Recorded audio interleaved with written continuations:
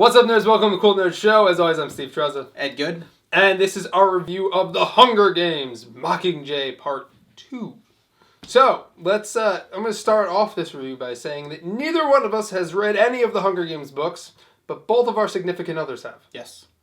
So, by that, we have, I guess, we know a little bit about the book. Right, we know a little bit. But bit. this is not a book review. Yep. This is a movie review, so we're going to talk about what we liked and what we didn't like, and I guess you can show this to your girlfriends and see if they agree with us. Yep. If you have girlfriends. Nerds. Nerds. Okay, so... Show your mom from the basement. The good. So Ed, what did you like about Hunger Games Mockingjay Part 2? So... one thing that I liked was that it immediately takes up right after... Spoiler alerts, by the way. There's a lot of that in the review. Spoiler alerts. We're going to talk about everything. Call. Okay. One thing that I liked was that it takes place immediately after the end of Part 1. You go right into the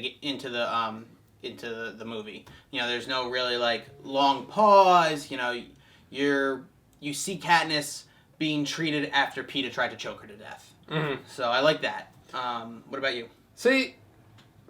I felt like that was a little weird how it just kind of picked up from the middle. I'll get more into that when we talk about the bed. Yep. But I thought as the movie went, I thought the action was pretty good. I thought we have conflicting views. on this that's movie. what I'll say. But the scene where they're in the sewers, it was very suspenseful because you knew what was going to happen. Right. Like you knew that they were going to get attacked. If you read the book, so you knew a little bit more, but. You knew something was going to attack them. And in standard, horror film, format was they're looking, nothing with a flashlight. Looking, nothing with a flashlight. Then all of a sudden, look, boom, there's the mud. Yeah. And you knew it was coming, but it was still exciting. It was. And I still think Jennifer Lawrence did a pretty good job as Katniss. As always, she's portrayed the character just like she did in any of the other movies, I think. So I think, again, Jennifer Lawrence is a strong actress, and I like, what she does with her characters, but I feel like as a character as a whole, now at the end of the saga, I feel like that Katniss Everdeen is kind of a lacking character. And that might be, due to the writing of the character, but she's not my favorite character in the film. And, it should be... either the main character or the supporting character is your favorite character in the film. Mm. And far from it, for me. Who is your favorite character? Finnick. Oh, okay. Finnick He's a supporting character. He's a minor supporting character. Yeah. All right. He's, expendable. All right. He was. And he was. Which brings me...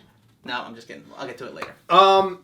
Then they're going through the whole movie they're marching on the Capitol. The Capitol's retreating, and they're going to get to Snow in his mansion, and throughout the entire Capitol, they have Snow's issued these pods, which is just it's a death trap. It's a booby trap. Yeah, it's just these huge ass booby traps. So throughout, I thought that was really cool because I thought it was just it could be anything, right. And all of a sudden machine guns start firing or whatever, something else happens, fire and shit. And that's where you see in the trailer where they're running from the oil, that's one of the pods. Right. So that was interesting. I thought that was an interesting aspect because it kind of had that Hunger Games-esque right, and they say that he had the game makers, his team of game makers, create the pods. Yeah. And I mean that was cool that they were doing that, and you got a throwback to the games and stuff like that. The downfall I had with the pods was I feel like some of the scenes, even though the pods were very cool, they made scenes too long after them. A little bit. That really cool scene with the oil pod, you lose, 2 characters in there, and then on top of that, you have 3.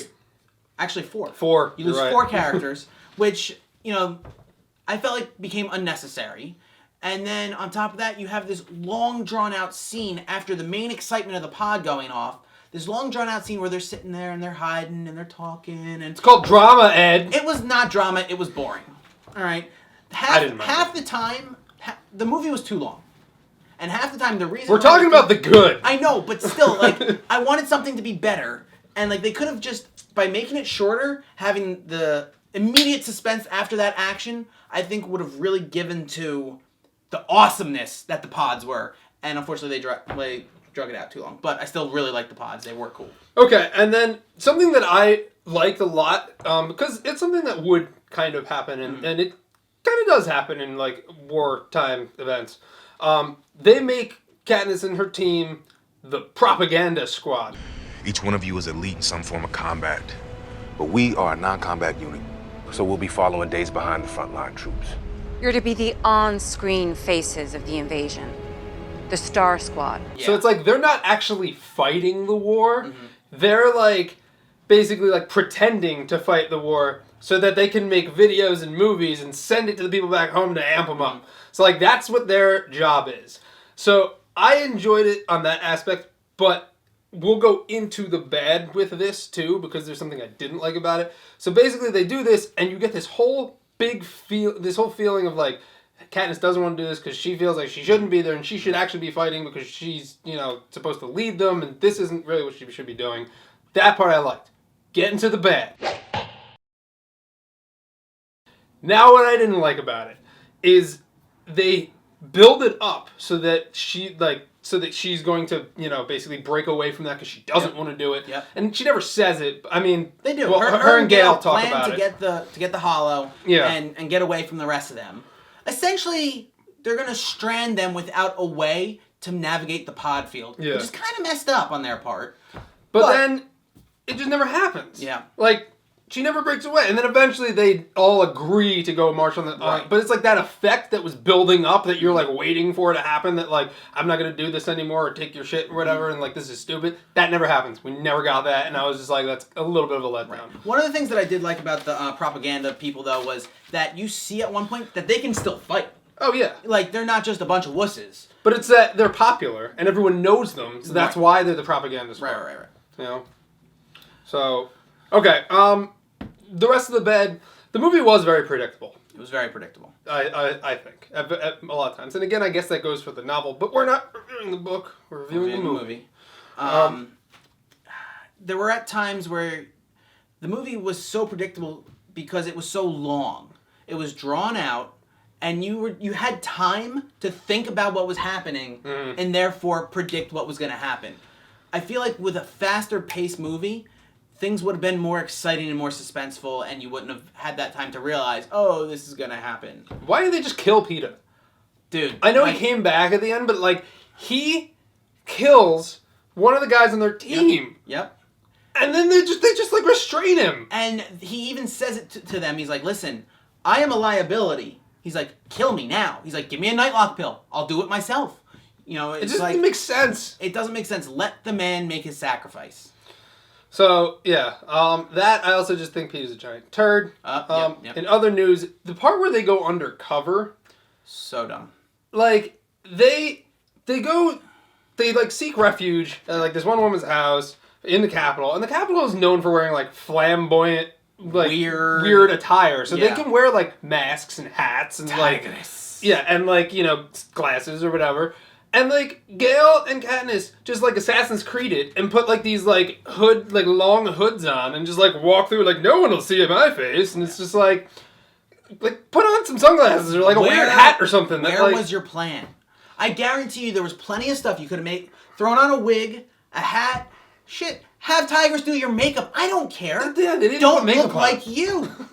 It just it was a stupid plan. It made no sense. It's like one of those when you see another movie and it's like, "What's your plan?" You're gonna walk right up to him and shoot him, and they're like, "That's exactly my plan." It's like that was just a terrible, terrible idea. Bad plan. And then the end, like it was whatever. It's just I feel like Jennifer Lawrence and Katniss and Peeta don't really have like chemistry on screen. Yep. And I felt like that since the first one. And I know that they're not supposed to really in, like, the first one. Right. But it's still, like, it never really developed. Especially, like, the chemistry that she has with Gale. Like, and everyone kind of knows that she should be with him. But and then on top of that, she loses that, you know, chemistry with the character of Gale. Because I'm not saying the actors don't have chemistry. I'm saying the characters don't. Because she then becomes...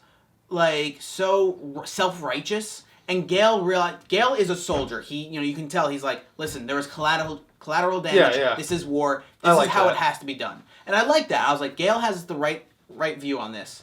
And she's just too self-righteous in the movie.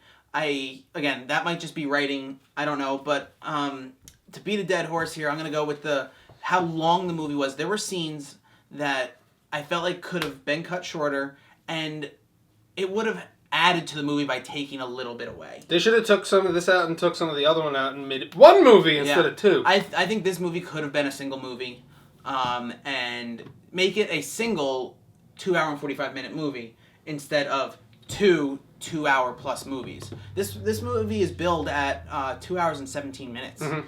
That is too long for this movie. All right, enough of our ramblings. Let's rate this movie and get it done with. Ed, what grade 1 to 10 are you going to give The Hunger Games Mockingjay Part 2? I am going to give it a 4. Wow. I don't think it's that bad at all. Because it did not keep my attention while I was sitting in the movie theater. See, I thought it was fun. I enjoyed it. I'm not saying it was a great movie, but it did keep my attention the whole time. I liked it a lot. Dislikes aside. Was going to give it an 8, but after talking about it a little bit more, I'm going to knock it down to a 7.7.